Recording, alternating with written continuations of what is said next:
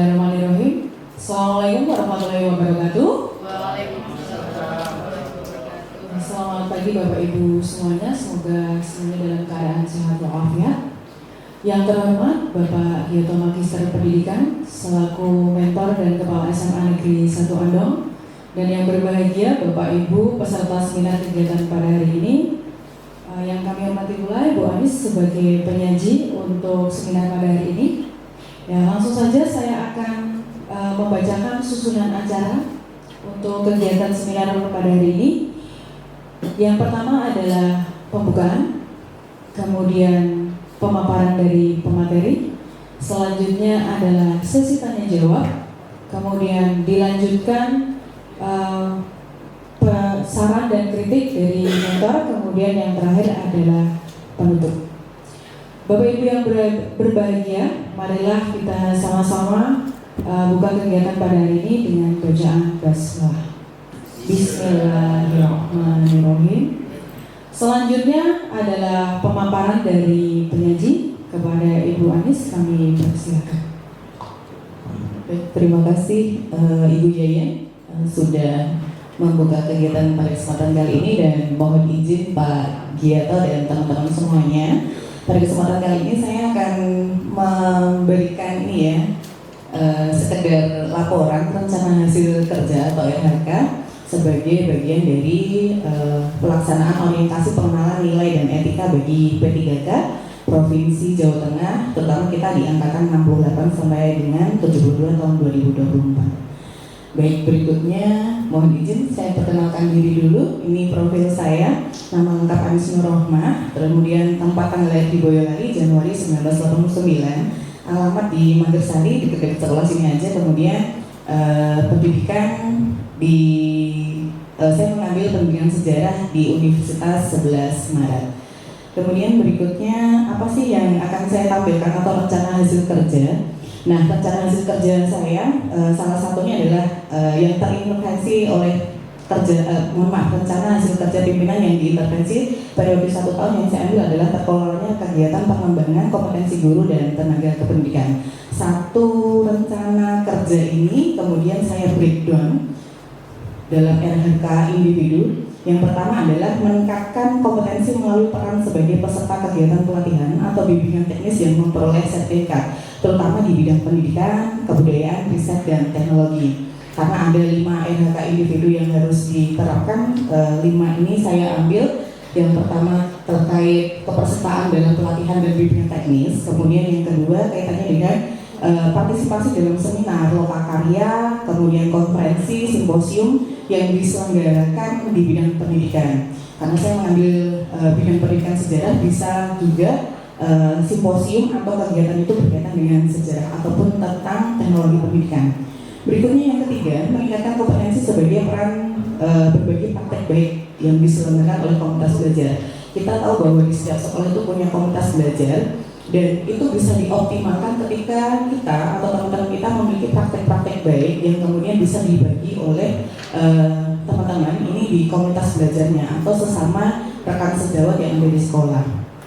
Nah, kemudian yang keempat, ini kaitannya dengan kompetensi melalui peran sebagai narasumber berbagi praktek baik dalam kegiatan yang terimplementasi atau mengimplementasikan kurikulum mereka atau perencanaan berbasis dasar. Ini kaitannya dengan saya pernah mengikuti kegiatan BIMTEK yang diselenggarakan oleh BPGP, dan di situ kaitannya dengan narasumber berbagi praktek baik. Jadi apapun yang kita lakukan di sekolah maupun di mata pelajaran kita itu bisa dibagikan ke komunitas di luar dari sekolah kita. Nah, ini yang keempat. Kemudian yang terakhir, kita tentunya sebagai seorang guru boleh ya untuk berbagi kepada teman dan memberikan saran ya, sumbang saran itu. Maka kemudian saya mengambil RHK individunya yang satunya adalah meningkatkan kompetensi melalui peran sebagai partisipan observasi praktek baik. Praktek pembelajaran. Di sini ada 3 hal yang harus disiapkan oleh teman-teman ketika mau melakukan observasi praktek pembelajaran bersama rekan sejawat, yaitu persiapan, pelaksanaan, diskusi, dan tindak lanjut. Kita ambil salah satu hal, misalkan di kompetensi melalui peran sebagai peserta pelatihan, bagaimana kemudian breakdown-nya ke RHK kita. Nah, ini kita meningkatkan kompetensi melalui peran sebagai peserta kegiatan pelatihan atau bimbingan teknis yang memperoleh sertifikat di bidang pendidikan, kebudayaan, riset, dan teknologi. Ini masih mengikuti diksi dari kinerja kita ya. Nah, kemudian aspeknya apa saja? Nah, kita perlu memperhatikan aspek indikator kerja dan target. Aspek ini ada 3 hal ya, kuantitas, kemudian kualitas, dan waktu. Secara kuantitas, ini kaitannya dengan frekuensi keikutsertaan peserta ya, atau keikutsertaan kita. Ini saya menargetkan 6 sertifikat dalam 1 tahun. Kemudian kualitasnya, tingkat kesesuaian pelatihan, jadi sesuaikan dengan bidang kita ataupun minat kita, itu 100% target saya. Kemudian waktunya bagaimana, karena ini RHK-nya 1 tahun, maka 12 bulan. Kemudian kegiatannya apa saja, tahapannya apa, outputnya apa gitu. Yang pertama tentu saja, ketika melakukan kegiatan kita ada penyusunan, perencanaan, dan identifikasi. Terus tahapannya ya konsultasi dengan kepala sekolah, kemudian mengidentifikasi waktu pelaksanaan dan lembaga penyelenggara. Berikutnya pelaksanaan. Ketika pelaksanaan bagaimana ya? Kita melakukan kegiatan itu dengan baik sesuai dengan jadwal, kemudian mencatat hasil kegiatan. Jadi tidak hanya sekedar berburu sertifikat, tapi kita benar-benar mengambil manfaat dari kegiatan yang kita lakukan. Kemudian yang terakhir yaitu melakukan evaluasi. Kalau sudah melakukan kegiatan, jangan lupa melakukan evaluasi, refleksi, dan tindak lanjut. Paling tidak menulis kekurangan dan kelebihan dari pelatihan yang kita lakukan, dan tentu saja melakukan diseminasi hasil kegiatan itu kepada rekan sejawat. Terus kemudian yang terakhir, bagaimana penerapan nilai berakhlaknya gitu. Saya menyusun dokumen perencanaan. Di sini penyusunan ini sudah mulai penerapan dari berkompeten atau kompeten dari kita sebagai ASN. Kemudian yang kedua adalah harmonis. Harmonis yang saya terapkan bagaimana? Karena berada di bawah OPD, maka harus berkonsultasi dengan kepala sekolah sebagai pemangku kebijakan. Agar apa? Perencanaan dan identifikasi yang saya susun ini sesuai dengan kebijakan pimpinan. Karena mau nggak mau ketika ngikutin BIMTEK harus izin juga kan ke beliau, ke kepala sekolah kita masing-masing ya gitu. Terus kemudian berikutnya kalau sudah mengikuti ya disusun hasil kegiatannya, lumayan gitu kalau bahasa saya untuk mengisi kinerja kita, entah itu TW1, TW2 ataupun bahkan sampai TW4. Kenapa? Karena ini dilakukan dengan penuh tanggung jawab dan cermat. Nah, di sini penerapannya akuntabel. Nah, itu saja dari saya teman-teman. Terima kasih. Jika ada hal yang kurang berkenan, mari kita berdiskusi bersama-sama, dan jangan lupa bahwa guru tetap belajar meski sudah mengajar. Terima kasih.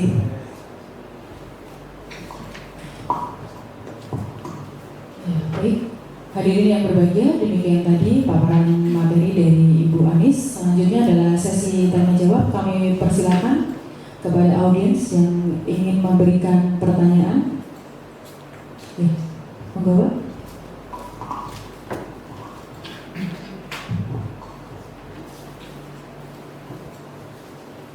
Baik, Assalamualaikum warahmatullahi wabarakatuh.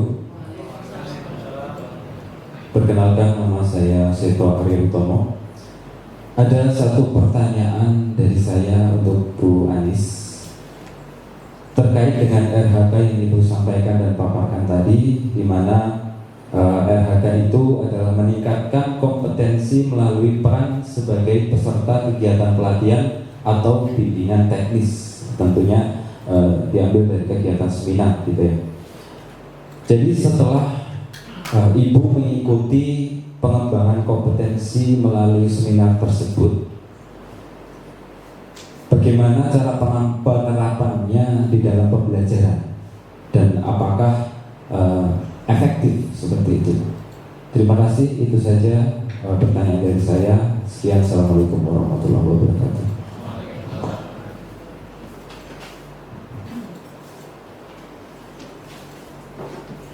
Tadi pertanyaan dari Pak Seto, mau langsung dijawab, Bu Anis? Baik, terima kasih Pak Seto atas pertanyaannya. Bagaimana kemudian ketika kita sudah mengikuti pelatihan atau BIMTEK dan pengaplikasiannya di sekolah ya atau di kelas kita itu apakah efektif? Sejauh yang saya ikuti gitu, pelatihan yang diselenggarakan oleh lembaga-lembaga pemerintahan maupun swasta itu biasanya berdasarkan kebutuhan dari sekolah-sekolah yang ada. Kita tahu bahwa di zaman sekarang AI itu luar biasa, maka banyak lembaga-lembaga pemerintah atau bahkan lembaga swasta itu yang memfasilitasi pelatihan berbasis AI. Efeknya apa ketika saya mengikuti itu?